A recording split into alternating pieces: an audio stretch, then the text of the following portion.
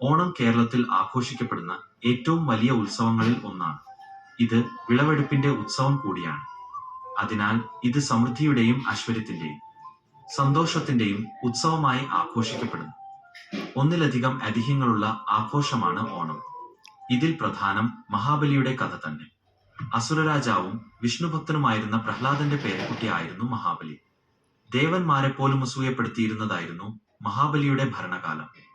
അക്കാലത്ത് മനുഷ്യരെല്ലാവരും ഒരുപോലെയായിരുന്നു. ഗള്ളവും ചതിയും പൊളിവചനങ്ങളും ഇല്ലായിരുന്നു. ഐശ്വര്യത്തിന്റെ ഭഗവതി ആയ മഹാലക്ഷ്മി മാവേലിയുടെ രാജ്യത്തിൽ വിളയാടി. എങ്ങും എല്ലാവർക്കും സമൃദ്ധിയായിരുന്നു. അങ്ങനെയിരിക്കെ സ്വർഗലോകം കൂടി പിടിച്ചെടുത്ത് ത്രിലോക ചക്രവർത്തി ആകണമെന്നുമുള്ള മോഹം മഹാബലിയിൽ ഉടലെടുത്തു. ഭയചകിതരായ ദേവന്മാർ മഹാവിഷ്ണുവിനെ അഭയം പ്രാപിച്ചു. ദേവമാതാവായ അതിഥി മഹാവിഷ്ണുവിനെ തപസ് ചെയ്യുകയും തന്റെ മക്കളായ ദേവന്മാരെ രക്ഷിക്കണമെന്ന് വരം വാങ്ങുകയും ചെയ്തു. മഹാബലി വിശ്വജിത്ത് എന്ന യാഗം ചെയ്യവേ വാമനനായി അവതാരമെടുത്ത മഹാവിഷ്ണു അവിടേക്ക് എത്തി. തുടർന്ന് മഹാബലിയോട് വാമനൻ ഭിക്ഷയായി 3 അടി മണ്ണ് ആവശ്യപ്പെട്ടു.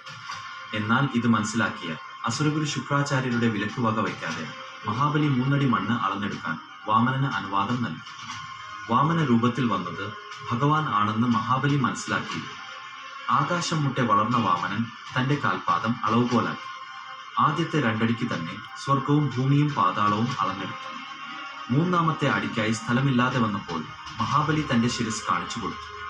സംപ്രീതനായ വാമനൻ തന്റെ പാദസ്പർശത്താൽ മഹാബലിയെ അഹങ്കാരത്തിൽ നിന്ന് മോചിതനാക്കി സ്വർഗത്തേക്കാൾ ശ്രേഷ്ഠമായ സുതലത്തിലേക്ക് ഉയർത്തി.